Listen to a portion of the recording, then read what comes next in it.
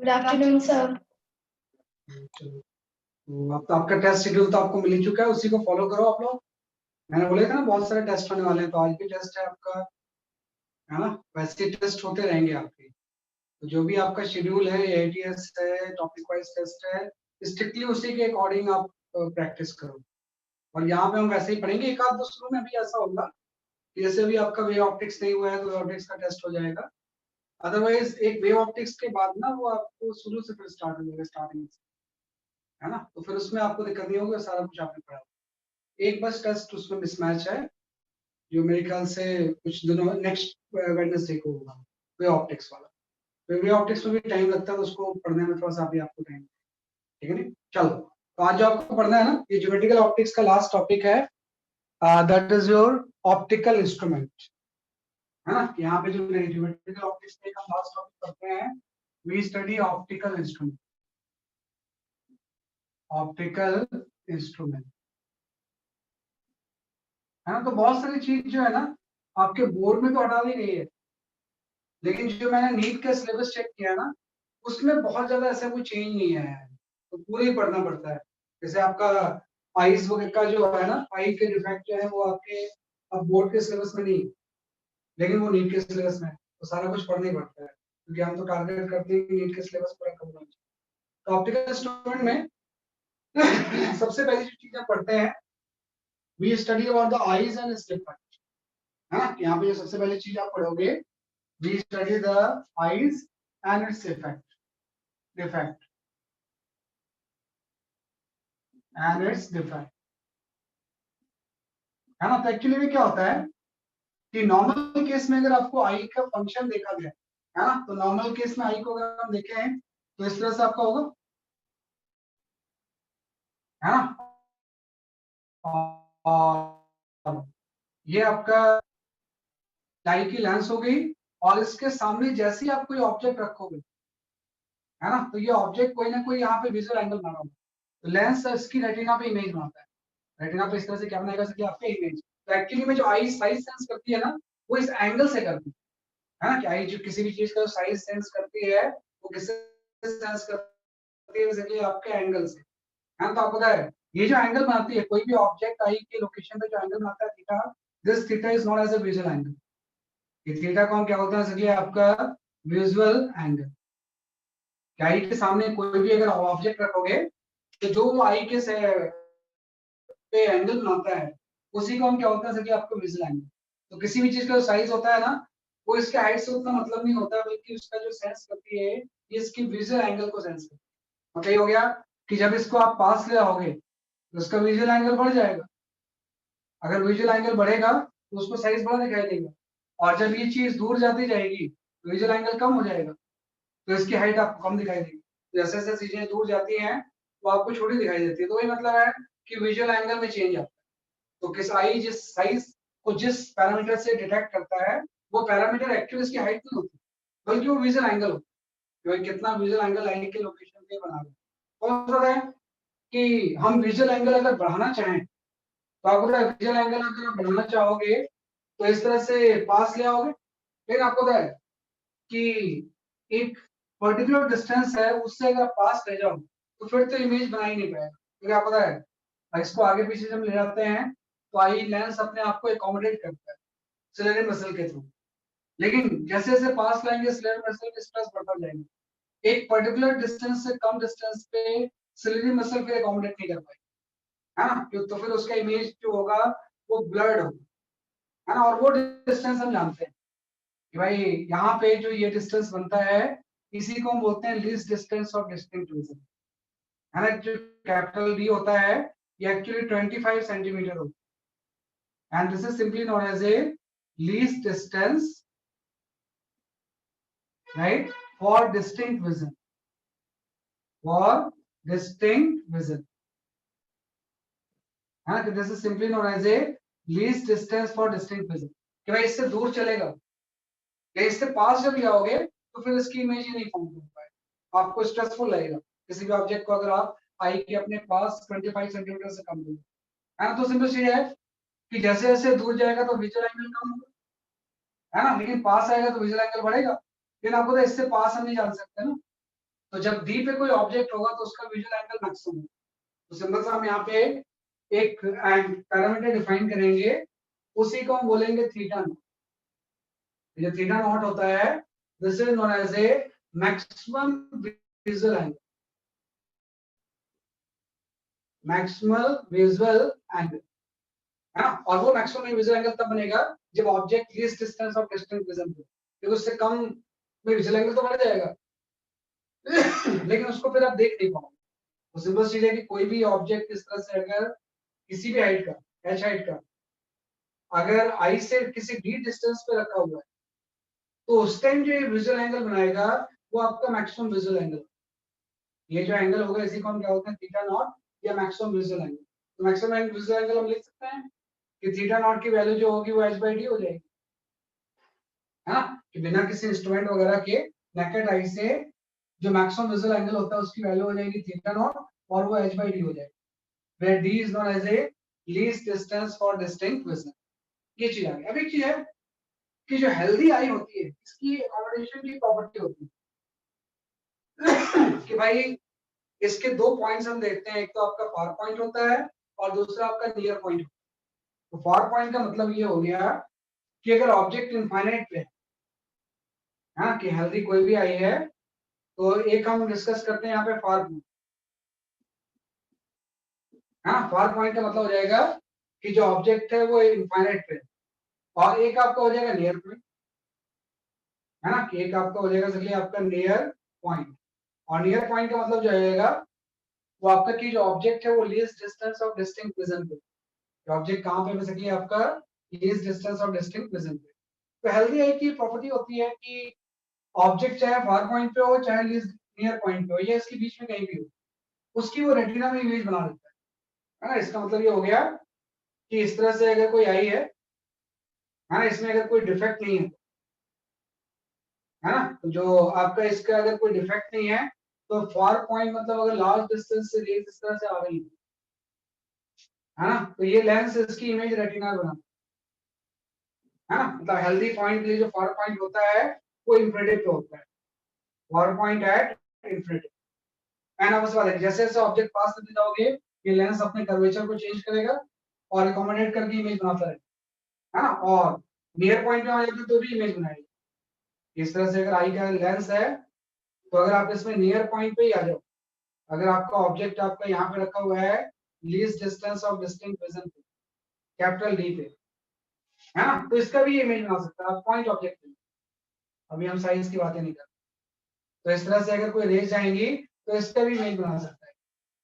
तो कोई भी हेल्दी नियर पॉइंट जो होगा एट डी पे, हाँ, कि भाई इनफाइनाइट और डी के बीच में कहीं भी ऑब्जेक्ट लग गए तो लेंस अपने आप को कॉन्ट्रैक्ट या स्ट्रेच करके उसकी इमेज रेटिना बना देता है। This is the property of healthy I, कि भाई हेल्दी आई के लिए फार पॉइंट इंफिनिटी होता है और नियर पॉइंट क्या होता है जैसे कि आपका डी पे। लेकिन आपको पता है कि ये तो एक परफेक्ट सिचुएशन है ना, कि ये जो सिचुएशन है this is simply a perfect situation. लेकिन एक्चुअली में क्या होता है आईज में कुछ डिफेक्ट होते हैं, उसी के बारे में आपको पढ़ना है। भाई ऐसा होना चाहिए, फार पॉइंट इनफाइनाइट होना चाहिए और नियर पॉइंट डी पे होना चाहिए। लेकिन नॉर्मल केस में क्या होता है कि इसमें दो तरह के डिफेक्ट होते हैं, है ना। जो डिफेक्ट होते हैं, सबसे पहला जो डिफेक्ट होगा that is known as the myopia, है ना। भाई यहाँ पे पहला जो डिफेक्ट होता है this is known as the myopia, है ना। या इसी मायोपिया को हम बोलते हैं फार साइटेडनेस, है ना। कि पहला जो डिफेक्ट होगा दिस इज सॉरी मायोपिया, ये इसको हम बोलते हैं नियर साइटनेस, है ना। This is known as a near sightedness, है ना। तो जो मायोपिया किसी पर्सन को अगर है तो इसके साथ प्रॉपर्टी होती है कि ये लार्ज डिस्टेंस के ऑब्जेक्ट को देख नहीं पाता। तो मायोपिया का सिंपल सा मतलब हो गया not able to see, not able to see distant object, distant object. कि अगर ऑब्जेक्ट कोई बहुत लार्ज डिस्टेंस पे है तो इसको मायोपिया जिसको है या नियर साइटनेस जिसको उसको देख नहीं पाए। इसका मतलब सिंपल सा हो गया कि अगर किसी पर्सन को मायोपिया है तो उस केस में ऐसा हो जाएगा भाई ये आपका आई की लोकेशन आ गई, है ना। और मतलब हेल्दी आई के लिए तो फार पॉइंट को भी फोकस कर सकता है। तो इसके लिए जब रेज आपकी लार्ज डिस्टेंस से आ रही होंगी तो ये इसको रेटिना के पहले ही कन्वर्ट कर, है ना, कि भाई इमेज जो बनती है उसको रेटिना से पहले ही क्या कर देना चाहिए आपका कन्वर्ट।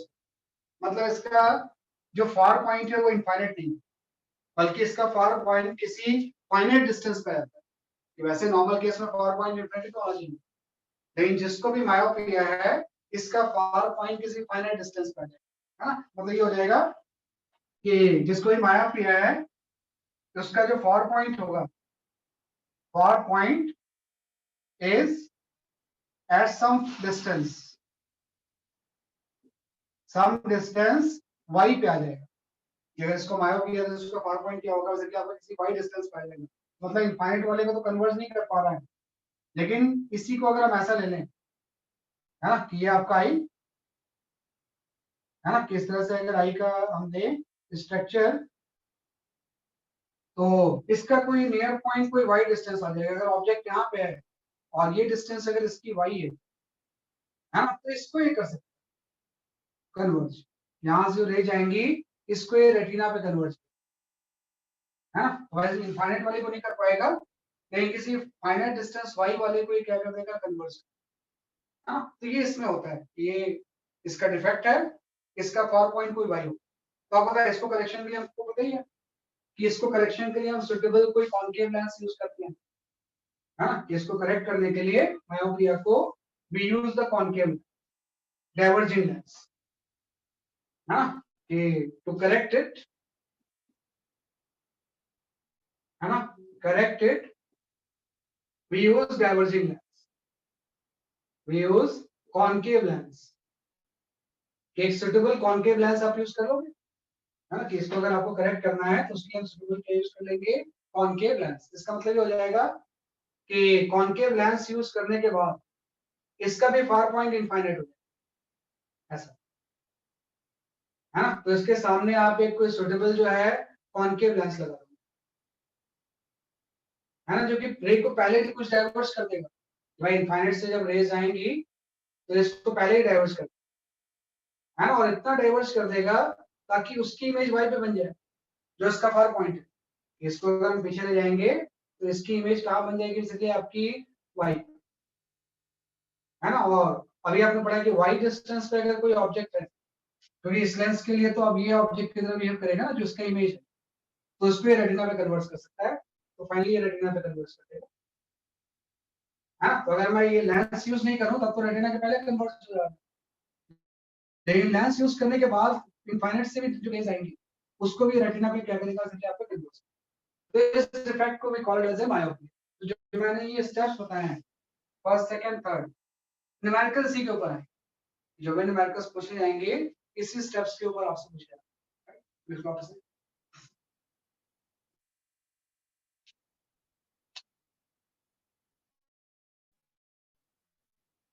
क्या करेंगे इसके बाद हम आते हैं, ठीक है, मायोपिया हो गया। एक आपका होता है हाइपरमेट्रोपी, है ना, एक डिफेक्ट और तरह का होता है, वी कॉल इट एज हाइपरमेट्रोपी,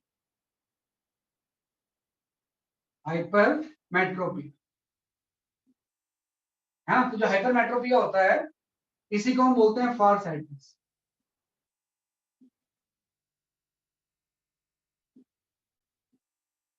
है ना। फार साइटनेस में ये होता है कि not able to the see near object, कि इसमें दूर की चीज तो दिखाई देती है लेकिन नियर ऑब्जेक्ट नहीं दिखाई देती, not able to see near object, है ना, नियर ऑब्जेक्ट की पास की चीजें इसमें दिखाई नहीं देती है। पास की चीजें ऐसी पास की चीजें भी जिसकी की डिस्टेंस जो है ना वो 25 से ज्यादा भी है ना। Near object not able to see the near object, मतलब इसकी जो डिस्टेंस होगी you, that may be the 25। कि अभी आपने पढ़ा कि हेल्दी है 25 तक तो देख सकती है, लेकिन इसमें 25 से अगर हम ज्यादा भी रखते हैं तो उसको भी हम देख नहीं पाते, है ना। तो इसी को हम बोलते हैं जैसे कि आपका हाइपरमेट्रोपिया या फार साइटनेस। तो इसमें क्या होता है कि इस केस में ये अगर आपका आई है,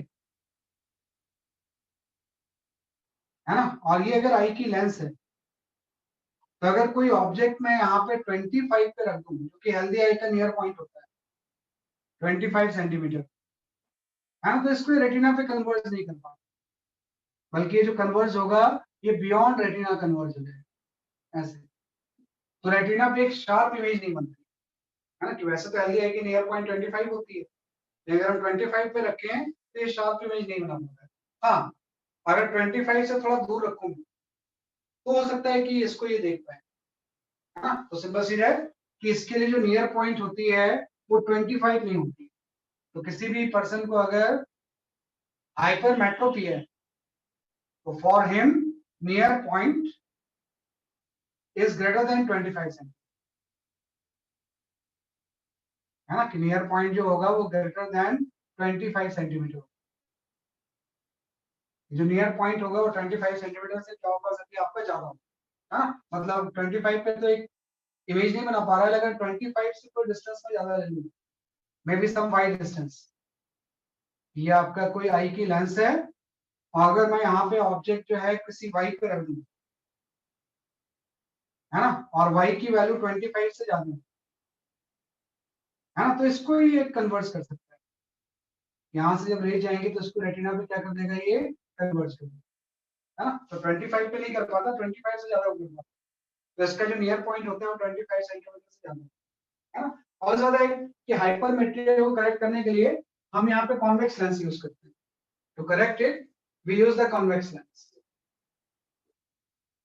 है ना, कन्वर्जिंग लेंस यूज करते हैं, ऑफसेटेबल वो। इसमें कोई चीज है कि आप इसके पहले कोई con concave sorry convex lens रख दोगे, तो भाई जैसे इसका आई का लेंस के पहले एक कोई आप लेंस दूसरा रख दोगे, सुटेबल लेंथ, फोकल लेंथ।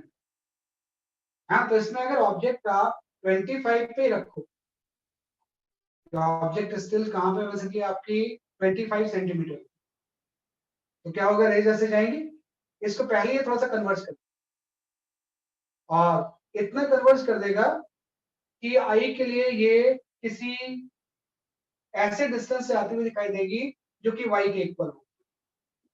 और अभी आपने पढ़ा वाई वाले को तो ये कन्वर्ट कर सकता है, कि वाई वाला इसके लिए फार पॉइंट जो है वाई है कोई, तो ये हम ऐसा लेंस यूज करते हैं जो कि इमेज वाई पे बना, तो सही है। अब इसके अकॉर्डिंग जब रेज ऐसे जाएंगी तो पहले ही कन्वर्ट कर चुका है, तो दोबारा कन्वर्ट करेगा तो रेटिना पे इमेज मिल जाएगी, है ना। तो ये आपसे पूछा जाता है कि जो हम लेंस यूज कर रहे हैं, चाहे कन्वर्जिंग यूज कर रहे हैं चाहे डाइवर्जिंग यूज कर रहे हैं, उसका फोकल लेंथ या पावर कितना होगा, कि अगर आपको डिफेक्ट को दूर करना है, मेट्रो मायोपिया हाइपरमेट्रोपिया, दोनों केस में जो करेक्टिव लेंस है उसका फोकल लेंथ या पावर आपसे पूछा जाता है, तो ये थोड़ा सा ध्यान रखना, कई बार न्यूमेरिकल से इसके ऊपर पूछे जाते हैं। तो ये आपके अब सीबीएसई में नहीं है ना, कि भाई सीबीएसई के सिलेबस से हटा दिया, है ना, लेकिन आपके नीट में है। मैंने आज ही देखा है सिलेबस इसका, तो नीट के सिलेबस में ही है, तो नीट के सिलेबस में तो इसके ऊपर क्वेश्चन आ सकते हैं, तो ध्यान रखना। तो ये आपके दो तरह के आईज हैं, उसके डिफेक्ट्स हैं, तो कोई बहुत टफ चीज नहीं होती है, इसको जान लेना।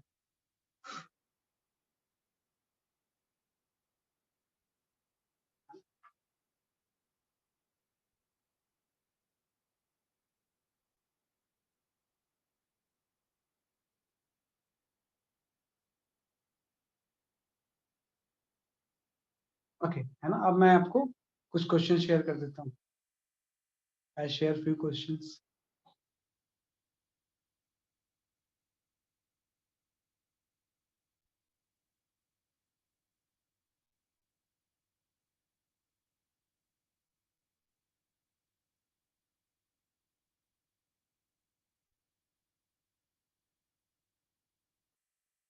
एक दो क्वेश्चन शेयर करके फिर आगे बढ़ते हैं इंस्ट्रूमेंट्स के बाद।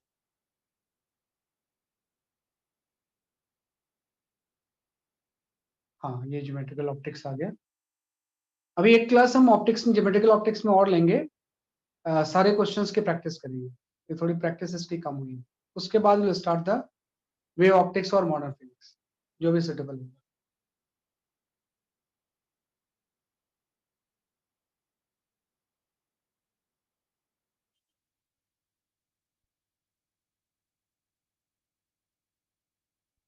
Okay, You can go for this question.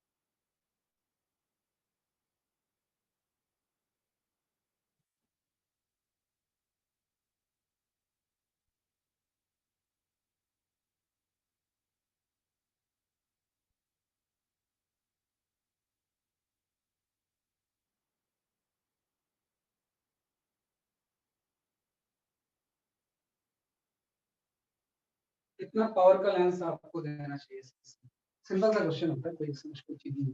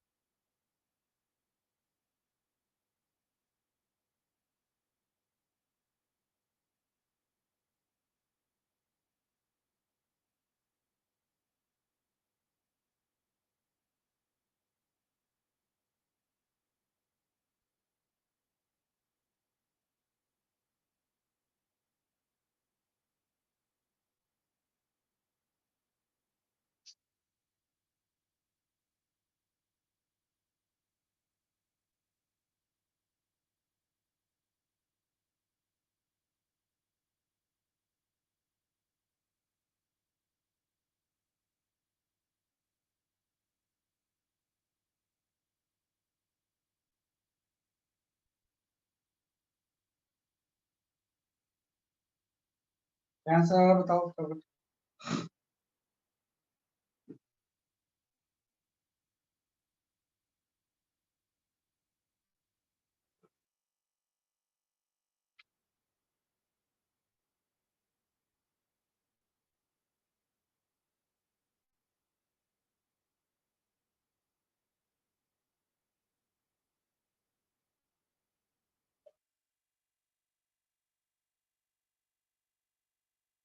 Convex lens तो होगा, लेकिन पावर का आंसर सही नहीं आ रहा। मैं देख लेता हूँ एक बार, कहीं मैं गलत नहीं देख रहा हूँ आंसर। एक मिनट चेक करता हूँ।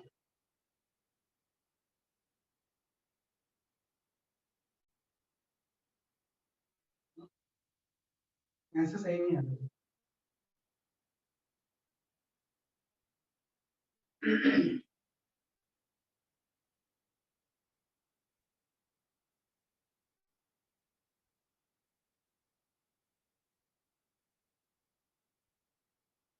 नहीं, अभी कोई भी आंसर सही नहीं है।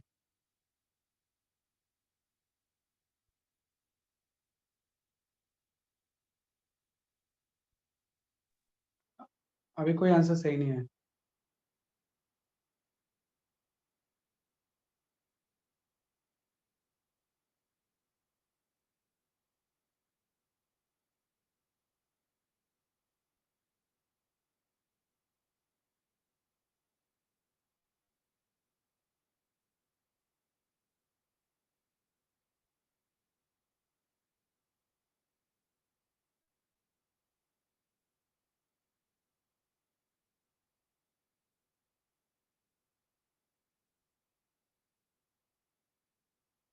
हाँ, पुलकित आपका आंसर सही है।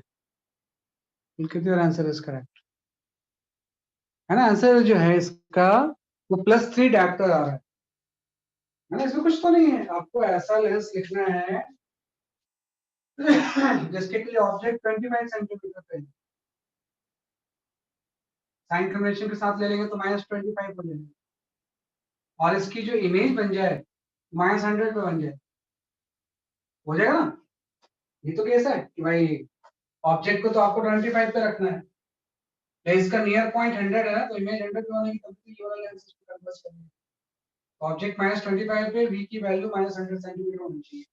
तो इसके लिए लेंस की फोकल लेंथ कितनी होगी ये आपको निकालना है। तो अब यहाँ से निकालो, यहाँ से 1/f जब हम निकालेंगे फिर आपका हो जाएगा 1/-100 +1/25, है ना। इससे क्या आ जाएगा, इसलिए आपका 1/25 आ जाएगा। तो सब चेक करो क्या आंसर आ रहा है इससे सॉल्व, है ना। इससे सॉल्व करेंगे तो विल गेट द आंसर, है ना। इससे क्या आपका आंसर आ रहा है चेक करो। हाँ, नियर पॉइंट जो है 100 है, सही। wants to read book at 25 centimetre, तो u की वैल्यू -25 है, b जो है वो -100, है ना। ऐसा लेंस आपको लेना पड़ेगा। तो इससे फोकल लेंथ कितना आ रहा है आप चेक कर लो, है ना। इससे हम फोकल लेंथ अगर निकाले हैं, है ना, तो कितना आ रहा है देखो, है ना। ये आपका 100 हो जाएगा, है ना। और यहाँ पे आपका 1 आ गया, -1 + 5, है ना। सॉरी, -1 + 4। तो यहाँ से फोकल लेंथ की जो वैल्यू आ गई वो आपका 100/3 सेंटीमीटर आ गई। ये ध्यान रखना उससे, 100/3 सेंटीमीटर आ गई फोकल लेंथ। लेकिन डायप्टर में अगर निकालना है ना तो उसको मीटर में कन्वर्ट करेंगे। किसी का आंसर सही आया था, फिर उसने मीटर में कन्वर्ट नहीं किया। तो यहाँ से 1/3 मीटर आपका फोकल लेंथ है। और फोकल लेंथ जब मीटर में हो तो पावर की वैल्यू 1/f होती है। तो फोकल लेंथ मीटर में हो तो पावर डायप्टर में है, तो इसका जो आंसर आ जाएगा वो +3 डायप्टर है। क्योंकि हमेशा पावर जो आपको उसमें लेना है तो +3 डायप्टर होता है, तो इस तरह से निकालें, है ना। जो फोकल लेंथ होगा वो कितना हो जाएगा, देखिए आपका +3 डायप्टर। तो +3 dioptre is the correct answer. तो आपको यू एंड वी डिसाइड करना है, किस चीज को आपको यू लेना है, किस चीज को आपको वी लेना है। तो उसके अकॉर्डिंग लेंसेज हम क्या करते हैं, इसलिए आपका डिफाइन अब सही है ना। सही बात है। तो इस तरह से हम इसको सॉल्व कर सकते हैं, है ना। एकदम सिंपल चीज है, +3 डायप्टर चाहिए। एक बस क्वेश्चन और इसका देख लो, फिर हम आगे बढ़ते हैं ऑप्टिकल इंस्ट्रूमेंट्स के बारे में।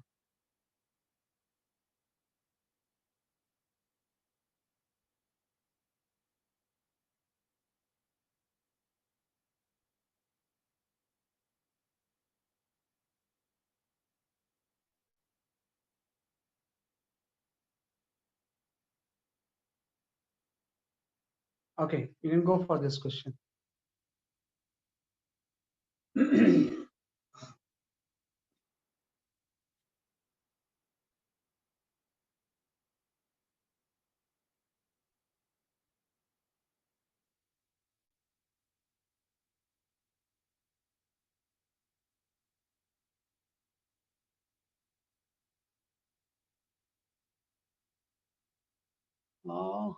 Why the corrective convex lens, नहीं डाइवर्जिंग नहीं, कन्वर्जिंग ही है वो, डाइवर्जिंग कहाँ है।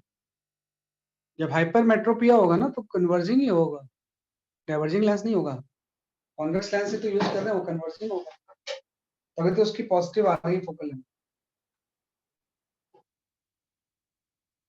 तो फोकल लेंथ पॉजिटिव आ रहा है मतलब वो कॉन्वेक्स है, कॉन्वेक्स का मतलब कन्वर्जिंग हो जाएगा।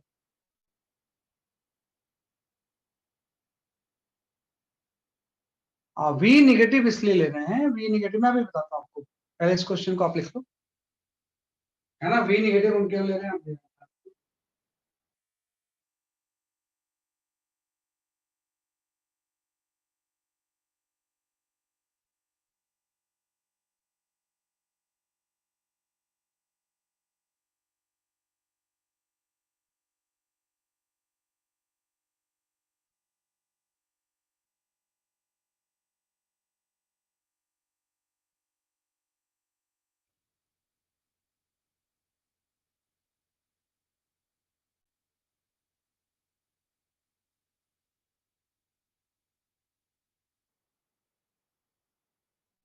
अभी मैं इसको एक्सप्लेन करता हूँ जो आपको।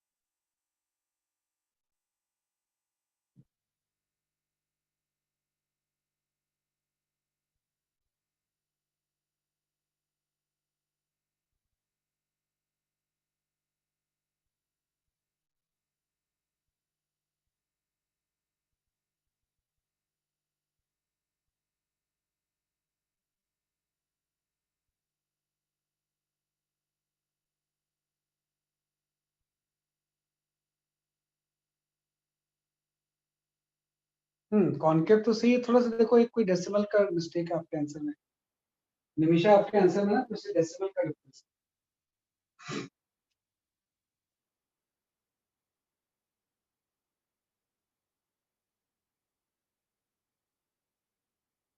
इसमें तो सब मीटर में ही दिया हुआ है,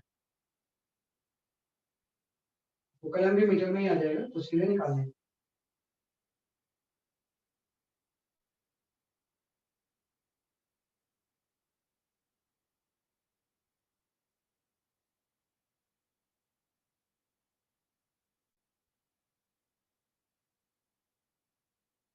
हाँ अब सही है आपका answer. Nimisha answer is correct ना।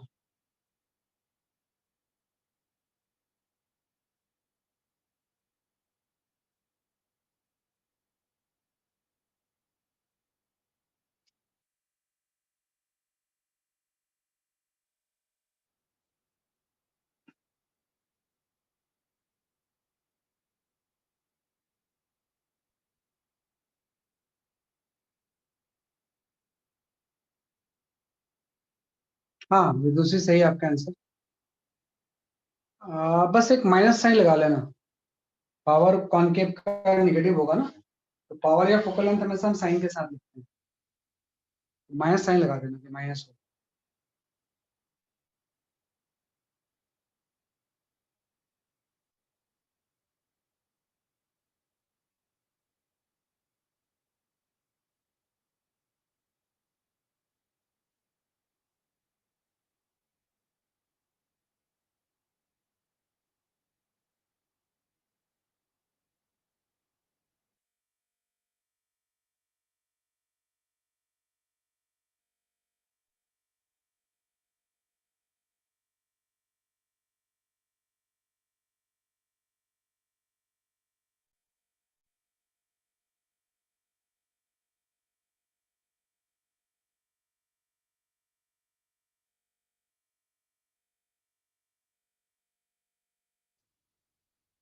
चलो मैं एक्सप्लेन कर देता हूँ आंसर, क्योंकि आज ज्यादा मेरे पास टाइम नहीं है। I explain this question. देखो क्या है, पहले तो इसको एक्सप्लेन करने से पहले वो थोड़ा सा देखते हैं। मैं पिछले क्वेश्चन में v मैंने नेगेटिव लिया है क्योंकि कर तो ये कन्वर्स है, लेकिन ये जो 25 डिस्टेंस है ना, इस केस में एक्चुअली में दिया हुआ 25 का ऑब्जेक्ट रखा हुआ है, उसका जो पहला वाला क्वेश्चन, उसका जो नियर पॉइंट है वो 100 है, मतलब y की वैल्यू 100 सेंटीमीटर। मतलब ऑब्जेक्ट को तो आप 25 पे रखोगे, फिर उसकी इमेज 100 पे बननी चाहिए। तो क्या वो यहाँ से एक रे गई, तो इसने इसको डाइवर्ज नहीं किया है, किया तो ये कन्वर्ज ही है ना, किया तो ये कन्वर्ज ही है, कन्वर्ज करके ही इमेज इधर बन रही है। डाइवर्ज करता तो फिर तो इससे भी पहले इमेज बन जाती। कर तो अभी भी कन्वर्ज रहा है, लेकिन पूरा कन्वर्ज नहीं कर पाया। और आपके साथ ये तो 1 by 1 है ना, इसके बीच में कोई सेपरेशन नहीं है, तो इसकी वर्चुअल इमेज पीछे बन रही है, और वो कन्वर्ज करके ही बन रही है। मैं प्रिंसिपल एक्सिस की तरफ टर्न किया, मतलब है तो कन्वर्जिंग। फिर मैंने साइन कन्वेंशन लिखा कि भाई यू जो होगा वो तो -25 है, और इमेज भी उससे सेट बना दी इस लेंस के लिए, अभी हम तो इस लेंस की बात कर रहे हैं ना, तो इसलिए इसको ही मैंने -100 साइन कन्वेंशन के, है ना। ऑब्वियस बात है कि जो 25 है ना, 25 इज लेस देन फोकल। तो जब भी किसी कॉन्केव लेंस में फोकस और पोल के बीच में इमेज होगी, तो उसकी वर्चुअल इमेज बन जाती है सेम साइड, तो इसकी वर्चुअल इमेज यहाँ बन गई है, उसका भी निगेटिव हो जाएगा। और साइन कन्वेंशन की वजह से मैंने यहाँ पे निगेटिव किया।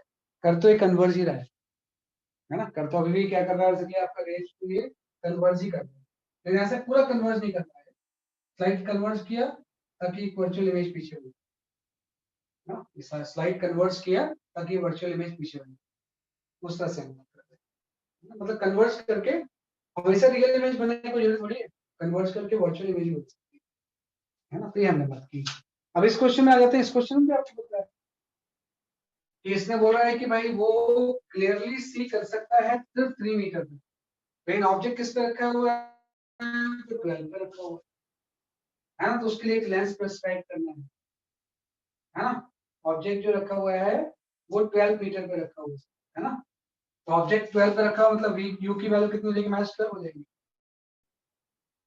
और उसका जो v बनेगा है ना, डाइवर्ज करने के बाद उसका जो v बनेगा वो -3 मीटर हो जाएगा है ना। इसका रे डायग्राम आपका इस तरह से हो जाएगा कि भाई ये आपका आई का लेंस है ना, थोड़ा सा ट्रिकी क्वेश्चन होते हैं, और इसके सामने इसको करेक्ट करने के लिए आप एक कॉनकेव रख दोगे जो कि डाइवर्ज करेगा, तो ऑब्जेक्ट को तो आपको 12 पे रखना है क्योंकि इसका फार पॉइंट 12 मीटर है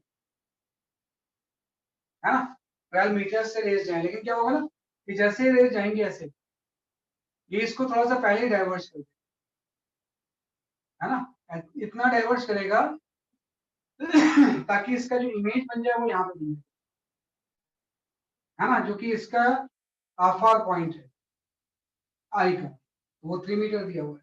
अब देखो ऑब्जेक्ट तो आपका -12 पे है, ये लेंस उसकी इमेज -3 पर बनाए, तो उसके लिए इसका फोकल लेंथ कितना होना चाहिए, और ज्यादा है कि अगर -3 से कोई रेज अगर आई के लेंस में जाए तो वो उसको रेटिना पे कन्वर्ट कर, तो इसके हिसाब से हम लगा लेंगे भाई 1/f इक्वल टू आपका अगेन वही हो जाएगा -1/3 माइनस ऑफ 1/-, है ना। तो इससे आप करेंगे तो पावर की वैल्यू आपकी आ जाएगी -0.25 ग्राम,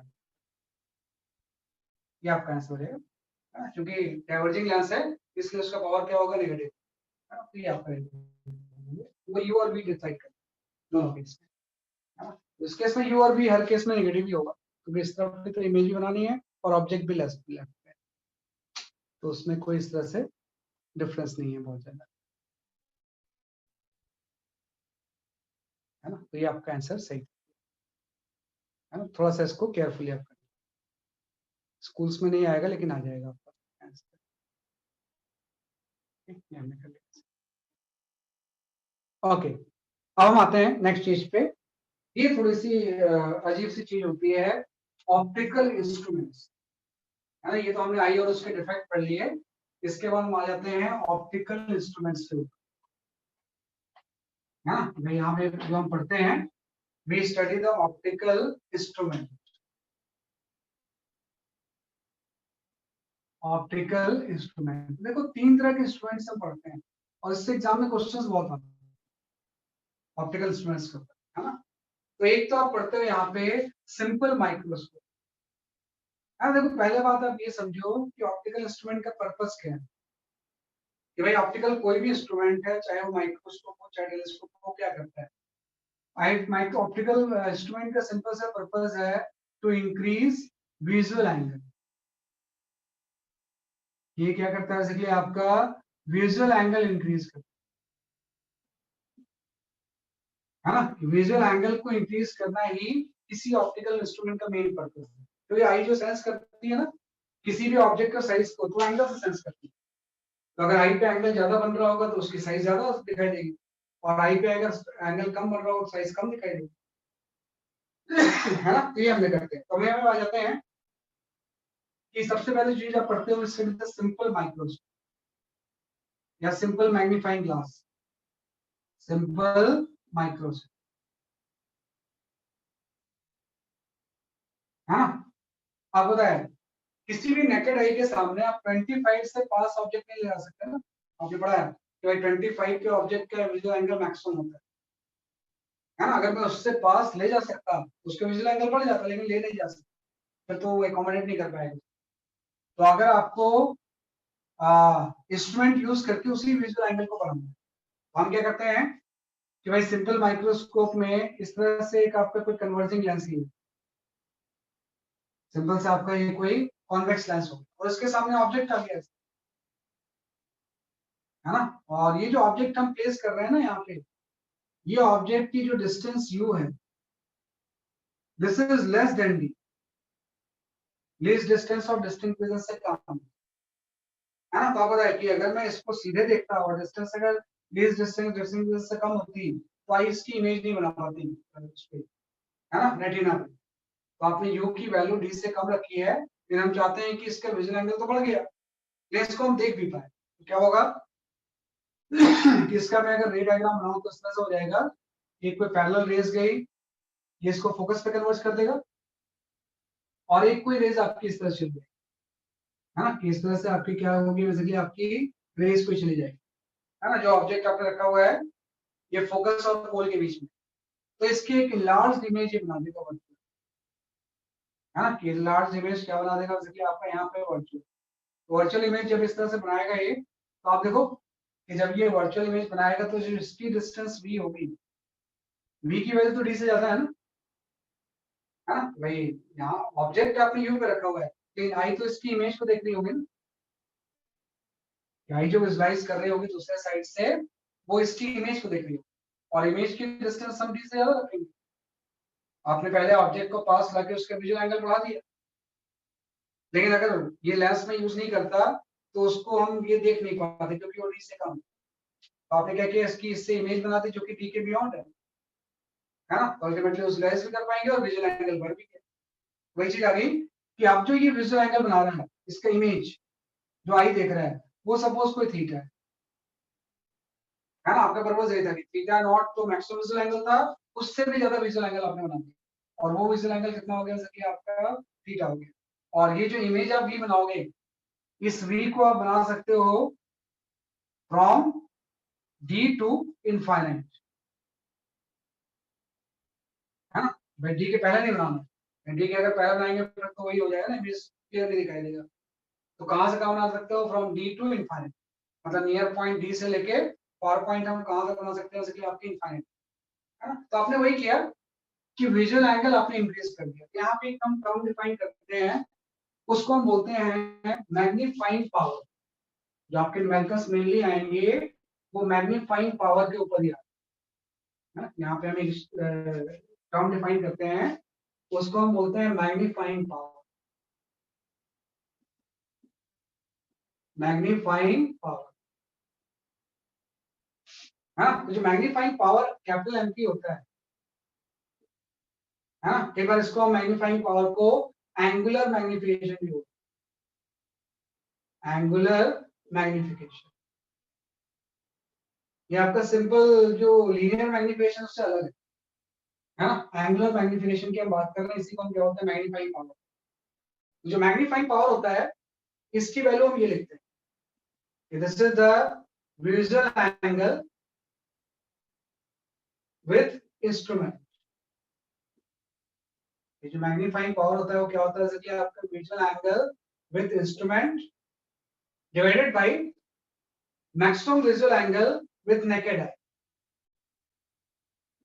इसका रेशियो हम ले लेते हैं, maximum visual angle right with unaided eye या नेकेड आई ला। अगर कोई चीज हम यूज नहीं कर रहे हैं, कोई लेंस वगैरह, तो उसके साथ जो मैक्सिमम विजुअल एंगल होगा और विजुअल एंगल विद इंस्ट्रूमेंट का जो रेशियो होता है, इसी को हम क्या होता है, मैग्नीफाइंग पावर। मतलब इनडायरेक्टली अगर मैं लिखूं तो मैं मैग्नीफाइंग पावर को ये लिख दूंगा थीटा बाय थीटा, हाँ। जब आप ये मैग्नीफाइंग ग्लास यूज कर रहे थे तब तो उसका विजुअल एंगल थीटा है। अगर आप ये मैग्नीफाइंग ग्लास यूज नहीं करते, है ना, तो बस बात है कि मैग्नीफाइंग ग्लास अगर मैं यूज नहीं करता तो ऑब्जेक्ट के मैक्सिमम विजुअल एंगल के लिए मुझे इसको डी पे रखना पड़ता है ना, कि ऑब्जेक्ट को कहाँ वेज साइड का अगर ऑब्जेक्ट है तो उसको मुझे कहाँ पे रखना पड़ता है, डी, डी के पास तो मैं ले नहीं जा सकता। तो उस टाइम जो एंगल बनता वो इस एंगल से तो बड़ा होता, क्योंकि ये तो मैंने लेस देन डी पे रखा हुआ है ना, तो उसका विजुअल एंगल तो ज्यादा है। तो उस टाइम जो अनएडेड आई से जो विजुअल एंगल होता है उसको हम बोलते हैं थीटा। बिना किसी इंस्ट्रूमेंट के जो विजुअल एंगल है वो थीटा नॉट है, और इंस्ट्रूमेंट के बाद विजुअल एंगल जो बढ़ गया है वो कितना से आपका थीटा है। तो इसी के रेशियो को हम क्या बोलते हैं, मैग्नीफाइंग पावर।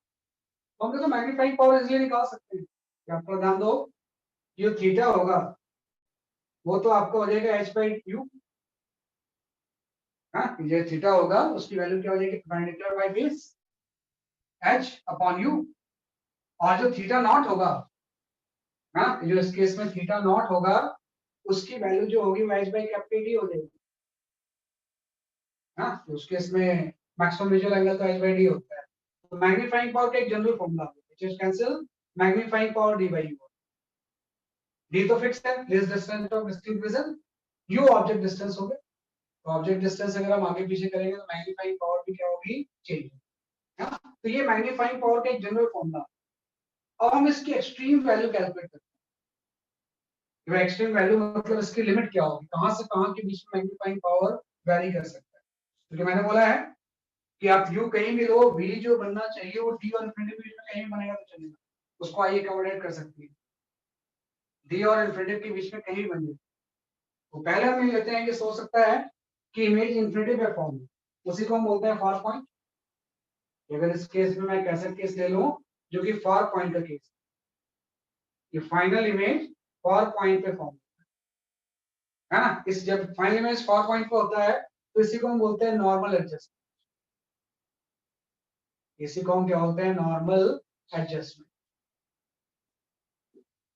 जब आपका फाइनल इमेज फार पॉइंट पे फॉर्म होता है तो इसी को हम क्या बोलेंगे, कि आपका नॉर्मल एडजस्टमेंट। मतलब ये हो गया कि जो फाइनल इमेज v बन रहा है वो इनफाइनाइट पे बन रहा है। तो v फाइनल इनफाइनाइट पे तब बनेगा जब u की वैल्यू f के इक्वल हो जाए। अगर इस लेंस के फोकल लेंथ के भी ऑब्जेक्ट रखा हुआ है, हाँ, तो जो फाइनल इमेज बनेगा वो इनफाइनाइट पे बन जाएगा, u की वैल्यू f हो जाएगी। तो उस केस में जो मैग्नीफाइंग पावर होगा, है ना, मैग्नीफाइंग पावर की वैल्यू जो होगी वो d बाई f होगी, है ना। वैसे d बाई u होती है, तो इस केस में मैग्नीफाइंग पावर की वैल्यू क्या हो जाएगी, d अपॉन f हो जाएगी। लेकिन आपको पता है इनफाइनाइट और d के बीच में कहीं भी बन सकता है। तो इसमें आपका आ जाएगा, अगर ये इमेज हम नियर पॉइंट पे बनना है, नियर पॉइंट का मतलब हो जाएगा अगर v की वैल्यू माइनस डी हो, v अगर इनफाइनाइट हो गया तो फार पॉइंट हो गया। अगर v की वैल्यू माइनस डी में बना दें तो उसी को हम बोलते हैं नियर पॉइंट। तो उसके लिए आप लेंस फॉर्मूला यूज कर लो, 1 by minus d minus 1 by u. In fact sign convention use कर लो तो प्लस आ जाएगा, इक्वल टू 1 बाई एफ। है ना। तो यहाँ से आप थोड़ा ध्यान दो कि जो आपकी 1 बाई यू की वैल्यू होगी ये आपकी हो जाएगी 1 बाई डी प्लस 1। अगर हम यहाँ पे ऑब्जेक्ट रखते हैं किस यू पे तो उसकी इमेज डी में बन जाएगी। तो यहाँ से आप डी बाई यू की वैल्यू निकालो, मैग्नीफाइंग पावर। तो जब मैं डी बाई यू की वैल्यू मैग्नीफाइंग पावर यहाँ से निकालूंगा, है ना, तो ये आपका आ जाएगा 1 plus D by F, 1 plus D by F. वही चीज है कि मैग्नीफाइंग पावर की वैल्यू डी बाई एफ और 1 प्लस डी बाई एफ के बीच में वैल्यू है ना। कि मैग्नीफाइंग पावर जो होगी इन जनरल तो डी बाई यू होता है, यू आप चेंज कर सकते हो। तो इस u के ऊपर बेस जो दो इसकी एक्सट्रीम वैल्यू होगी वो d बाई एफ होगी। तो जब फाइनल इमेज फार पॉइंट पे बनती है तो magnifying power d by F होगी। अगर फाइनल इमेज नियर पॉइंट पे बनती है तो मैग्नीफाइंग पावर क्या होगा, 1 प्लस डी बाई एफ। है ना। इसके बीच में और भी कहीं बन सकता है, लेकिन हम दो एक्सट्रीम वैल्यूज ले रहे हैं।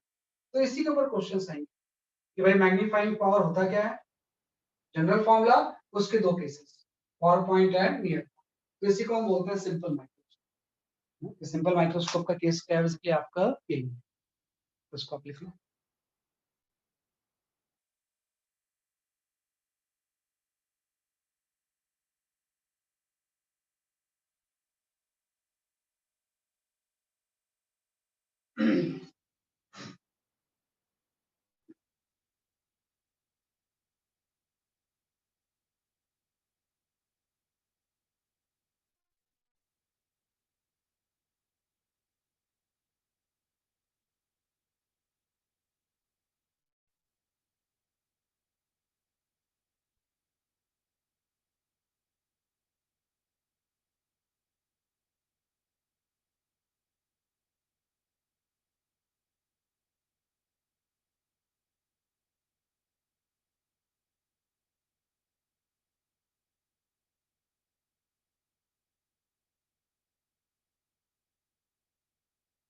है ये आपका आ गया मैग्नीफाइंग पावर, है ना। ये हम इस तरह से समझ सकते हैं। इसके बाद आते हैं, ये आपका आ गया सिंपल माइक्रोस्कोप।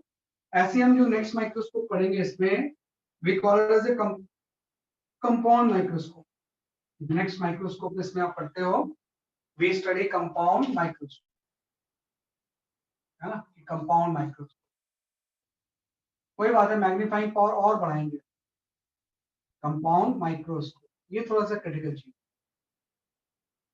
है ना। तो जो कंपाउंड माइक्रोस्कोप होगा, एक्चुअली इसमें दो लेंसेज हम यूज करेंगे। कंपाउंड माइक्रोस्कोप में हम दो लेंस यूज करेंगे।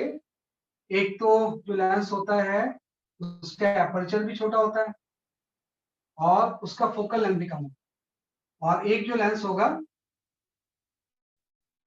उसका एपर्चर भी ज्यादा होगा, उसका फोकल लेंथ भी ज्यादा होगा।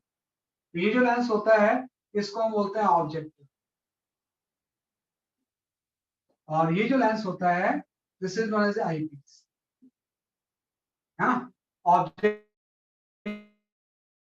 जो फोकल लेंथ है इसका ये एफ नॉट है और एफ ई है। तो कंपाउंड माइक्रोस्कोप में पहली बात है कि एफ नॉट की वैल्यू होती है less than eyepiece. Objective focus का अपर्चर भी कम है और उसका फोकल लेंथ भी कम है। सॉरी ये आपका हो गया ऑब्जेक्टिव, ये आईपीस। और आईपीएस का अपर्चर भी ज्यादा होगा और फोकल लेंथ इसका ज्यादा। ऑब्जेक्टिव का मतलब जिस साइड पे हम ऑब्जेक्ट रखें उसके सामने आपने कोई ऑब्जेक्ट रखी, और आईपीएस का मतलब जहां से हम इसको देख रहे होंगे, जहां से कोई ऑब्जर्वर इसको देखेगा। कई बार आपने देखा होगा माइक्रोस्कोप से जो हम देखते हैं, है ना, इस तरह से लैब वगैरह में देखते हैं, तो जिस तरफ से देख रहे होते हैं वो आईपीएस हो जाएगा, और जिस दूसरी तरफ जो स्मॉल बैक्टीरिया या जो देखते जाते हैं वो आपका आईपीएस हो जाएगा, ऑब्जेक्टिव हो जाएगा, है ना, ऑब्जेक्ट साइड। तो इसमें ऐसे होगा कि दो लेंस है तो दोनों का अलग अलग इफेक्ट होगा। तो पहले आपने इसको यहाँ पे प्लेस कर दिया किसी यू, ये क्या करता है, पहले इसकी किसी इमेज बना देगा बीच में, ये है ना, इसमें ये क्या बना देगा, जैसे कि आपका इस तरह से कोई इमेज है ना, यहाँ पे कहीं पे इमेज बना दी है ना, कि अगर ऑब्जेक्ट की हाइट h है तो इसने h डैश पे इमेज बना दी, है ना। तो ऑब्जेक्ट की डिस्टेंस अगर u है, इमेज आपकी v पे बन गई। और आपको पता है ये जो इमेज होगी इसके लिए कैसे वर्क करेगी, आप इसका लेंथ तो बहुत ज्यादा है तो उसका फोकस यहाँ है ना, तो ऑब्जेक्ट फोकस की तो फाइनली एक ये वर्चुअल इमेज बनाते हैं जो कि आईपीएस देगी। इस तरह से फाइनल इमेज जो होगी वो इस तरह से एक वर्चुअल बना देगा। पीछे ले जाएंगे हम इसमें, तो एक लार्ज इन्वर्टेड वर्चुअल इमेज है ना। तो ये फाइनल इमेज है जिसको भी कोई ऑब्जर्वर आईपीएस से देखता है। आपको इन सब चीजों से कोई मतलब नहीं। इस ऑब्जेक्ट की एक इन्वर्टेड इमेज इसने बनाई, इसकी फिर एक वर्चुअल इमेज इसने बनाई, तो ऑब्जर्वर जो देख रहा है वो इस इमेज को, है ना। ऑब्वियस बात है कि नॉर्मली आईपीएस के पास ही आई होती है, तो आईपीएस से डिस्टेंस और आई से डिस्टेंस सेम चीज होती है। तो फाइनल जो इमेज बनेगा, मान लो इसके डिस्टेंस आईपीएस से बी डैश, है ना, तो हम कोशिश करेंगे कि जो बी डैश हो वो डी से पहले नहीं बने, क्योंकि अगर डी से पहले बन जाएगा फिर तो ब्लड इमेज बनेगी ना, तो बियॉन्ड डी बनना चाहिए। तो जो वी डैश की वैल्यू है फाइनल इमेज, जो v dash should be from capital d to infinite, है ना, कि भाई डी से कम नहीं होना चाहिए, तो फिर ब्लड इमेज बनेगी। आपको विजुअल एंगल भी आपने बढ़ा दिया और फाइनल इमेज को डी के बियॉन्ड बना दिया। ऑब्जेक्ट कहीं रखा उससे फर्क नहीं पड़ता, ऑब्जेक्ट डी के पहले रख दो आप, है ना। तो इमेज आपने फाइनल बना दिया। तो ये इस तरह का रे डायग्राम होता है। हमेशा कंपाउंड माइक्रोस्कोप का एग्जाम में आपको रे डायग्राम बनाने आएंगे, ऑब्जेक्टिव, आईपीस और इस तरह से आपका रे डायग्राम। हम ये निकालेंगे कि कंपाउंड माइक्रोस्कोप का मैग्नीफाइंग पावर क्या होगा, कि what is the magnifying power of the compound microscope. देखो मैग्नीफाइंग पावर की डेफिनेशन अभी भी वही होगी, थीटा बाई थीटा नॉट, इसमें कोई चेंज नहीं आया है ना। लेकिन वही चीज कि थीटा नॉट तो फिक्स होता है, थीटा नॉट को तो इन सब चीजों से मतलब ही नहीं है ना। जब कोई ये सारी चीजें नहीं लगी होंगी तो थीटा नॉट होता है, थीटा नॉट में तो कोई डाउट ही नहीं। जो थीटा नॉट होगा वो तो आपका एच बाई डी होगी, H is the actual size of power. अब ये थीटा निकालना है, तो थीटा देखो, ये जो फाइनल इमेज है वो जो एंगल बनाता है इसको तो हम थीटा बोलते हैं। इंस्ट्रूमेंट के बाद जो इमेज फाइनल जिसको अपनी पर्सन देख रहा है उसका जो विजुअल एंगल होगा वो थीटा हो जाएगा। तो हम इस ऑब्जेक्ट आपने यू पे रखा था, उसकी इमेज बन गई इस ऑब्जेक्टिव से। ये जो इमेज होगी आईपीस की एज ऑब्जेक्ट वर्क कर रही है, तो आईपीस से ये जो डिस्टेंस होगी इसको हम यूई लिख लेते हैं, है ना। U e is the object distance for eyepiece. और फाइनली जो इमेज बन रही है इसको वी डैश नहीं अब वी लिख, और we should be from d to infinite हो।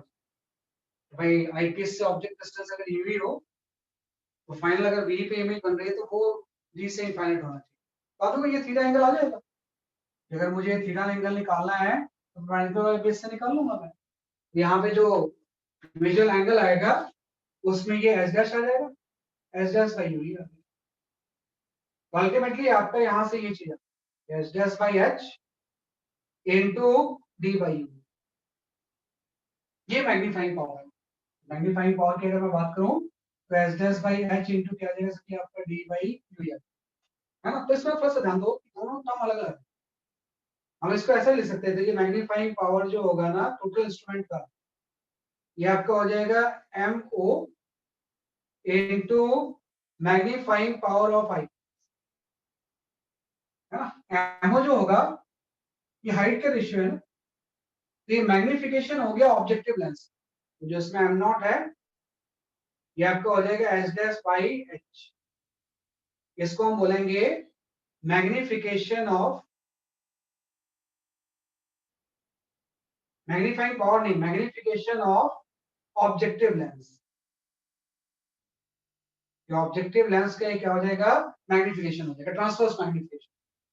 और ये जो टर्म है डी बाई यू, अभी आपने पढ़ा था कंपाउंड सिंपल माइक्रोस्कोप का ये तो होता है डी बाई यू होता है, तो ये आपको हो जाएगा magnifying power of eyepiece equal to आपका हो जाएगा डी बाई यू।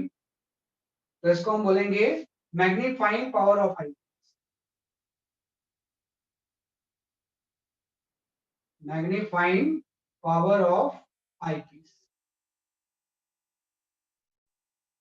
ये आईपीएस का क्या हो जाएगा सर आपका मैग्नीफाइंग पावर हो जाएगा। तो दोनों का प्रोडक्ट जो होता है ना टोटल मैग्नीफाइंग पावर, वही पहले का मैग्निफिकेशन और दूसरे की मैग्नीफाइंग पावर को जो मल्टीप्लाई करेंगे तो पूरे सिस्टम का मैग्नीफाइंग पावर है ना। तो थोड़ा सा इसको और भी चेंज कर सकते हैं, जैसे आपने बोला h dash by h equal to d by u, h dash by h को मैं वी बाई यू भी लिख सकता हूँ, वी बाई यू भी तो हो सकता था, है ना। हाइट का रेशियो मैग्नीफाइंग पावर जो होता है वी बाई यू तो होता है ना। Image distance by object distance, उसको हम वी बाई यू भी लिख सकते हैं, है ना। वी बाई यू भी हम यहाँ पे क्या कर सकते हैं जैसे कि आपका पुट कर सकते हैं। और एक माइनस साइन भी लगा सकते हैं, यहाँ पे एक माइनस साइन आप लगा, माइनस साइन इसलिए लगा लेंगे क्योंकि इमेज इन्वर्टेड बन रही है तो उसका मैग्निफिकेशन नेगेटिव हो जाएगा। अल्टीमेटली इमेज कैसे बन रही है जैसे कि आपकी इन्वर्टेड, तो जो उसका इमेज जो मैग्निफिकेशन होगा वो नेगेटिव होगा। तो पूरे इंस्ट्रूमेंट की जो मैग्नीफाइंग पावर होती है वो नेगेटिव होती है, चाहे आप ये लिखो चाहे ये लिखो चाहे ये लिखो। जो मैग्नीफाइंग पावर होगी किसी भी कंपाउंड माइक्रोस्कोप की वो क्या होगी नेगेटिव होगी। इसको लिखो पहले, थोड़ा सा ध्यान से इसको लिखना।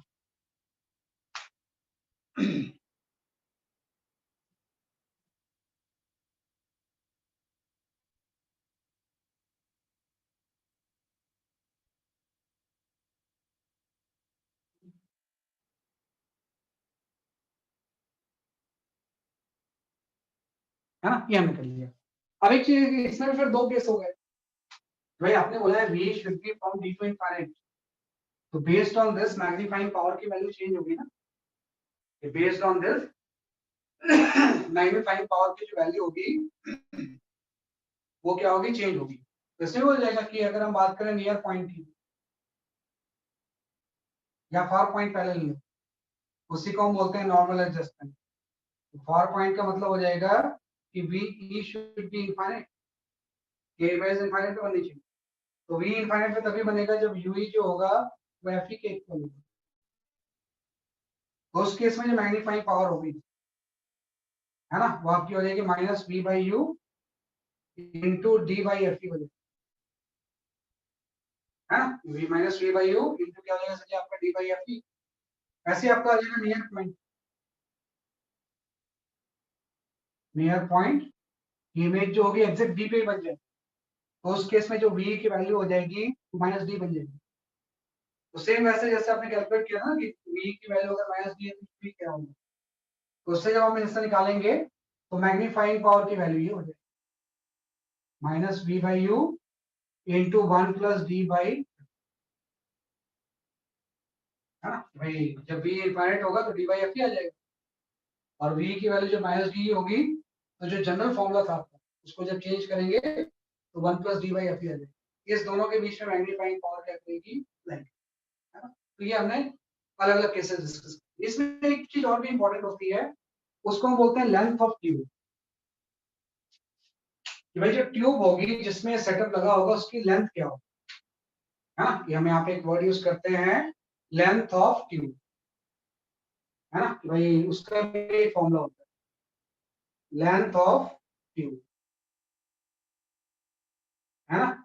लेंथ ऑफ द ट्यूब का मतलब ये हो गया कि ऑब्जेक्टिव और आईपीस के बीच की जो सेपरेशन हो, है ना, इस डिस्टेंस को हम बोलते हैं बेसिकली आपका लेंथ ऑफ ट्यूब, ये L।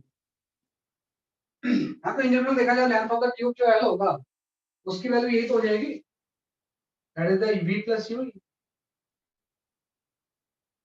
हाँ भाई, ये डिस्टेंस आपकी v थी, v plus you he length of the tube होगा, और यू की वैल्यू दोनों केस में अलग अलग होगी, मतलब दोनों केस में लेंथ ऑफ द ट्यूब क्या होगा, डिफरेंट। तो ऑब्जेक्टिव और आईपीस के बीच का जो सेपरेशन होता है उसी को क्या होता है, लेंथ ऑफ द ट्यूब, जो कि v प्लस यू के क्या हो जाएगा, इक्वल हो जाएगा। ये थोड़ा सा ध्यान रखना, इसकी बेसिक थ्योरी।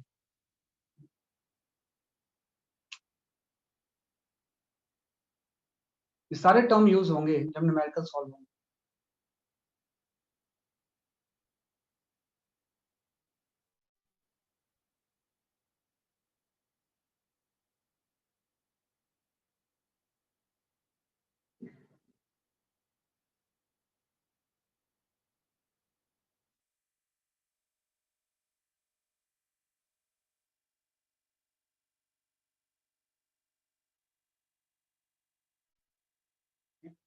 अब यहाँ पे थोड़ा ध्यान रखना कि ये तो ठीक है ना, किसी भी स्टैंडर्ड बुक को देखोगे तो ये दिया होगा, चाहे एससी वर्मा हो चाहे दूसरी बुक हो, है ना, एक बेसिक थ्योरी आपकी है। लेकिन थोड़ा सा ना एनसीईआरटी में इसमें अप्रोक्सीमेशन लिया गया है, तो कई बार जो न्यूमेरिकल्स होते हैं ना उस अप्रोक्सीमेट फॉर्मूले के ऊपर आ जाते हैं।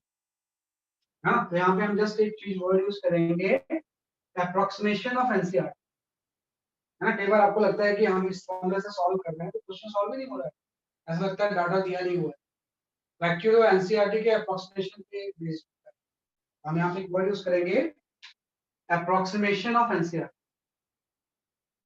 ये बड़ी इंपॉर्टेंट चीज है, अप्रोक्सीमेशन ऑफ एनसीईआरटी। वो एनसीईआरटी का अप्रोक्सीमेशन ये है कि आप जनरल में मैग्नीफाइंग पावर का फॉर्मूला तो ये लिख दो कि मैग्नीफाइंग पावर की वैल्यू हो जाएगी v by u into d by you, है ना। मैग्नीफाइंग पावर की वैल्यू जो हो जाएगी वो आपकी v by u into d by you हो जाएगी। लेकिन एनसीईआरटी ने क्या किया ना, इसको थोड़ा सा और रिड्यूस किया है ना, कि भाई एनसीईआरटी के अकॉर्डिंग इसी फॉर्मूले को और थोड़ा सा अप्रोक्सीमेट फॉर्मूला बनाते हैं, है ना? तो उसके लिए इसमें क्या हुआ है, अप्रोक्सीमेट फॉर्मूले में जो v एंड u है इसको हम focal length of the objective से रिलेट करते हैं, क्योंकि अभी आपको पता है कि अगर ऑब्जेक्टिव का focal length m by f not है, ये 1 by v minus 1 by u हो जाएगा, है ना। 1 by v माइनस क्या हो जाएगा कि आपका 1 by u हो जाएगा, है ना। और उसके बाद हम यहाँ से v by u निकालते हैं, तो यहाँ पे आपका आ जाएगा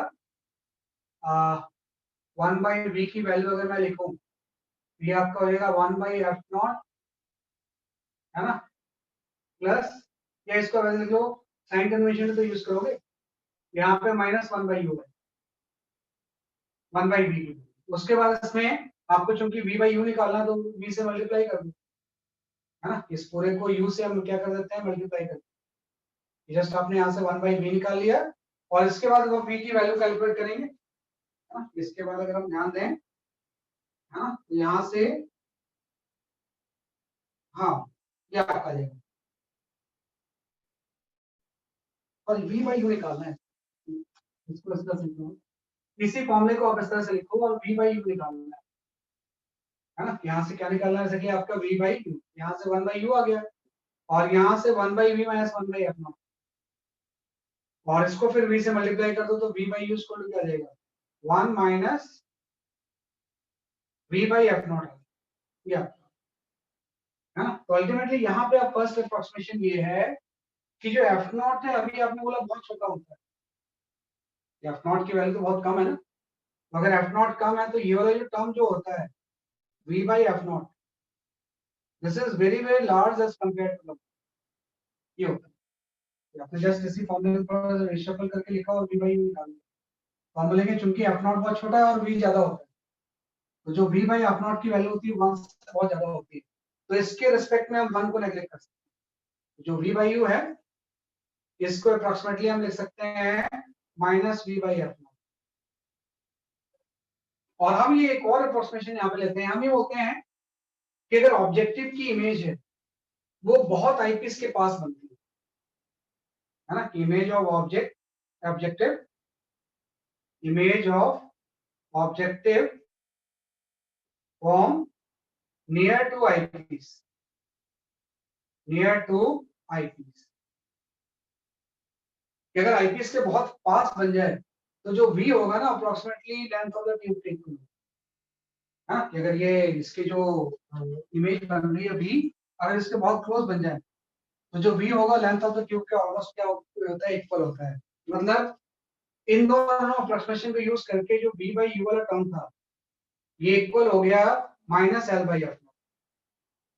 हाँ, तो आप देखो मैग्नीफाइंग पावर में जब इसको मैं यूज करूंगा यहाँ पे, मैग्नीफाइंग पावर का थोड़ा डिफरेंट फॉर्मूला आ गया, ये आपका minus L by F naught आ गया इंटू डी बाई यू। हाँ, तो आप देखो इसमें सब टर्म, ये सारे टर्म कांस्टेंट हो गए।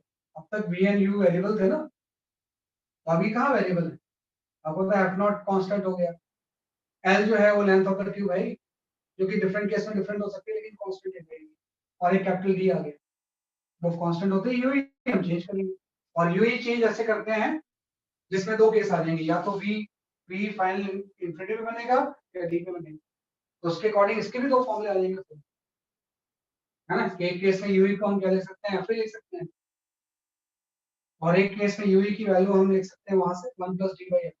तो ये भी एक इंपॉर्टेंट कंसेप्ट है कि मैग्नीफाइंग पावर का मेन फॉर्मूला तो ये है, अगर हम ये सारे अप्रोक्सीमेशन वाली चीज नहीं यूज करें तो इसी से न्यूमेरिकल सॉल्व होगा, लेकिन अप्रोक्सीमेशन के साथ इस फॉर्मूले को कई बार हम ऐसे ये वाला है ना। तो दोनों में से कौन सा फॉर्मूला यूज करना है वो डाटा के ऊपर डिपेंड है कि आपको जो क्वेश्चन में डाटा प्रोवाइड कर दो क्या क्या प्रोवाइड कर, उसके अकॉर्डिंग हम दोनों में से एक फॉर्मूला यूज करके क्या करेंगे, क्वेश्चन में कुछ लिखा नहीं होगा, ठीक, इसको यूज करें, तो based on the data in दोनों में से कोई भी एक फॉर्मूला हम क्या करेंगे यूज, और इसके फिर दो केसेस होंगे कि भाई इसी के ये दो केसेस हैं, है ना, दोनों के दो केस हो सकते हैं, पावर पॉइंट होगा तो यूवी की वैल्यू आप ऐसे ही पुट कर दो, और नियर पॉइंट होगा तो निकाल लेंगे यूवी की वैल्यू, तो उससे हम सॉल्व करेंगे, तो इसी को हम बोलते हैं कंपाउंड।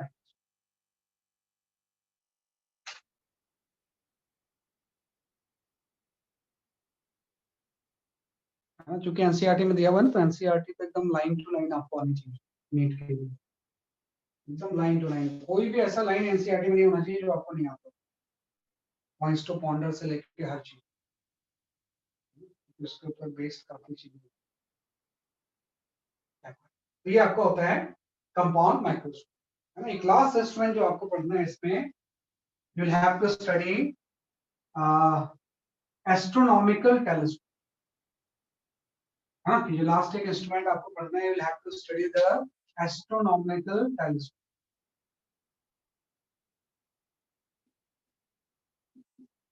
एस्ट्रोनॉमिकल टेलीस्कोप, है ना। तो देखो एस्ट्रोनॉमिकल टेलीस्कोप का भी जो पर्पस है वो यही है, to view the distant object, हाँ, कि भाई इसका पर्पस वही है, to view the distant object,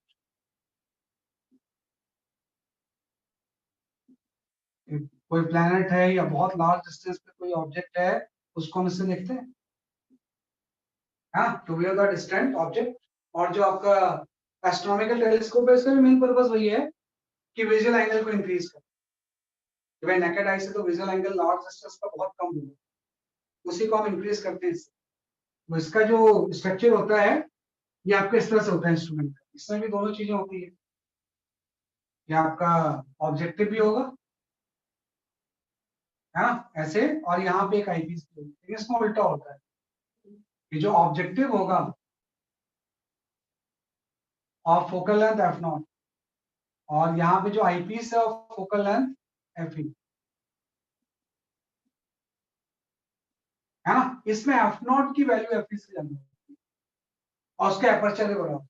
कई बार आपने देखा होगा टेलीस्कोप जो होता है तो जहां से देखते हैं वो तो बहुत नैरो होता है, लेकिन जिस तरफ रे इंटर करती है वो वाइड होता है अपर्चर। तो ज्यादा से ज्यादा रे हम उसके अंदर कैप्चर करना चाहते हैं ताकि क्लियर आपको इमेज दे। तो ऑब्जेक्ट साइड वाला चीज जो होती है बड़ी भी होती है, फोकल लेंथ भी ज्यादा होती है, और आईपीएस वाली चीज छोटी भी होगी, फोकल लेंथ भी कम। अब यहाँ पे देखो ऑब्जेक्ट तो लार्ज डिस्टेंस पे है, तो लार्ज डिस्टेंस से जब कोई इस तरह से रेज आएंगी तो बहुत कम एंगल पे ऐसे इस तरह से रेज आती है। कोई भी दो रे ले लेता हूँ और इसका जो एंगल होगा ये थीटा नॉट बहुत कम है। लार्ज डिस्टेंस से जब रे आएंगी पैराक्सियल तो बहुत थीटा नॉट आएंगे। आपको पता है कि अगर ये पैरेलल इस तरह से आ रही है और इसका फोकल लेंथ एफ नॉट है तो इसकी इमेज तो एफ नॉट पे बन जाएगी। इस तरह से जो इसकी इमेज होगी वो आपकी कहाँ बन जाएगी, जैसे कि आपकी इसके फोकस पे, बस इसको बढ़ा देंगे। यहाँ पे एक इन्वर्टेड इमेज बना देंगे और ये डिस्टेंस इसका एफ नॉट हो जाए, फोकल प्लेन पे इमेज बनती है ना। और ये जो इमेज होगा इसके लिए एज ऑब्जेक्ट वर्क करेगा, है ना। तो फाइनल इमेज क्या होगा, इस तरह से वर्चुअल एक बन जाएगा, है ना। कि फाइनल इमेज जो होगा इस तरह से यहाँ पे एक वर्चुअल बन जाएगा, लेकिन वैसे ही यहाँ पे एक वर्चुअल इमेज बन जाएगा इस तरह से आपको, जो कि कोई ऑब्जर्वर देख रहा हो। ऑब्जर्वर को अब इस तरह से कोई मतलब नहीं है, जिस भी ऑब्जेक्ट को ये देख रहा है वो इसको देख रहा है। तो इसकी जो डिस्टेंस होगी आईपीस से वो आपकी वी हो जाएगी, है ना। और कॉन्सेप्ट वही है कि v should be from d to infinity, v should be from d to infinity, from capital D to infinity। जो v होगा कैपिटल D से कहां तक होगा, जैसे कि आपके infinity, है ना। तो ऑब्जेक्ट जो रेस जो एंगल बना रहा है वो तो आपका थीटा नॉट है, लेकिन जो फाइनल इमेज एंगल बना रहा है वो थीटा है। तो इसी का जो रेशियो होगा वही तो मैग्नीफाइंग पावर होगा। यहाँ से मैग्नीफाइंग पावर हम लिख देते हैं, हाँ। जो एस्ट्रोनॉमिकल टेलीस्कोप है इसका मैग्नीफाइंग पावर वैसे magnifying power will be equal to theta by theta, है ना। और इसकी वैल्यूज हम पुट करते हैं तो आपको होता है कि ये अगर इमेज इसकी हाइट अगर मैं एच ले रहा हूँ, है ना, तो अगर ये वाला एंगल थीटा नॉट है तो ये भी थीटा नॉट होगा। और देखो जो थीटा नॉट होगा वो एच बाई एफ नॉट हो जाएगा, और जो थीटा होगा वो एच बाई यू ही हो जाएगा। ये तो एकदम आसान है कि भाई जो थीटा होगा वो आपका एच बाई यू ही होगा, और थीटा नॉट हो गया वैसे कि आपका H by F not, H H cancel, इसका जनरल फॉर्मूला आपका ये एफ नॉट बाई, है ना। इसका जो जनरल फॉर्मूला होगा वो क्या हो जाएगा, जैसे कि आपका एफ नॉट बाई यू, ये भी नेगेटिव होता है ना, बाद में आप एक माइनस साइन लगा देते हैं तो फाइनल इमेज अल्टीमेटली इसमें भी इन्वर्टेड। इसका भी मैग्नीफाइंग पावर क्या होगा, वैसे कि आपका नेगेटिव, है ना। तो मैग्नीफाइंग पावर की वैल्यू मिलेगी minus F not by you. अब इसमें दो केस हो जाएंगे सेम वैसे ही जैसे अभी आपने पढ़ा। इसका लेंथ ऑफ द ट्यूब भी लिखता हूँ, अगर मैं यहाँ पे लिखूँ कि what is the length of tube,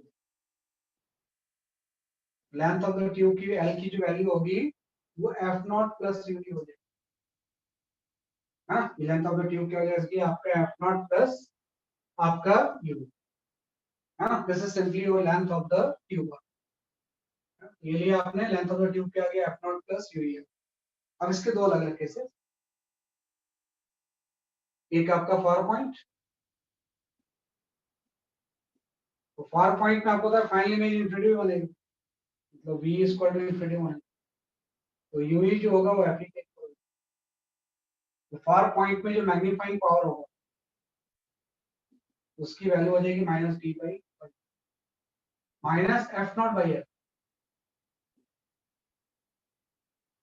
और नियर पॉइंट में, नियर पॉइंट में भी निकाल लेते हैं। अगर ये नियर पॉइंट का केस है तो v की वैल्यू माइनस डी हो जाएगी, तो उससे u की वैल्यू हम निकाल लेते हैं, 1/e minus d minus 1/u equal to 1/f। यहाँ से 1/u की जो वैल्यू होगी, है ना, साइन कन्वेंशन यूज कर लोगे, तो 1/u की जो वैल्यू होगी वो 1/d प्लस 1/f है ना। और इस 1/u को आप ue को आप यहाँ पुट कर लो, 1/ue है ना, 1/ue की वैल्यू को हम यहाँ पुट कर देंगे, तो अल्टीमेटली आपका इस केस में जो मैग्नीफाइंग पावर होगा वो आपका आ जाएगा minus 1/u, sorry minus F not into 1 plus D plus 1/f। हाँ, तो मेन चीज ये फॉर्मूला अगर आपको पता है कि होता है, फिर तो यूई इस केस में एफ इंटू टी इक्वल हो जाएगा, यू इस केस में इसके इक्वल हो जाएगा, मैं यहाँ पे लिख दूंगा। तो इसका क्या हो जाएगा कि आपका मैग्नीफाइंग पावर, और दोनों केस में लेंथ ऑफ द ट्यूब भी चेंज हो जाएगी। इस केस में लेंथ ऑफ द ट्यूब जो होगी वो F not plus F cube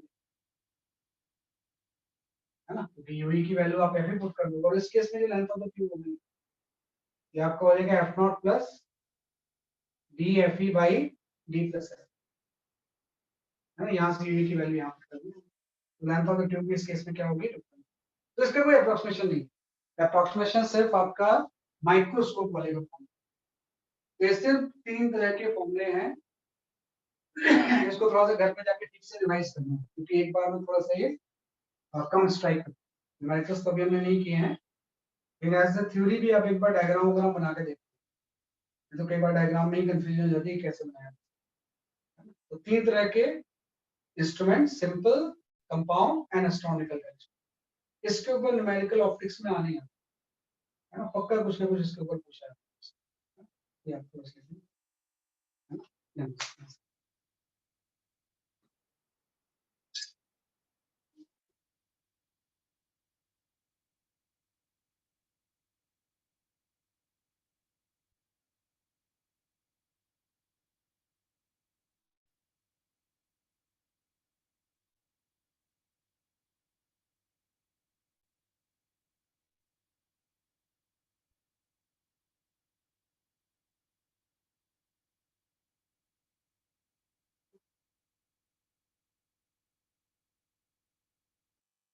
ठीक है, तो दैट्स ऑल फॉर टुडे, है ना। आज मैं इसके भी न्यूमेरिकल्स नहीं करा रहा हूँ, नेक्स्ट क्लास में करवाऊंगा, क्योंकि आज आपका टेस्ट भी है ना, तो थोड़ा सा रिलैक्स करके टेस्ट है, तो आज इसके न्यूमेरिकल्स हम नहीं कर रहे हैं, आज तक थ्योरी पढ़ लिया है।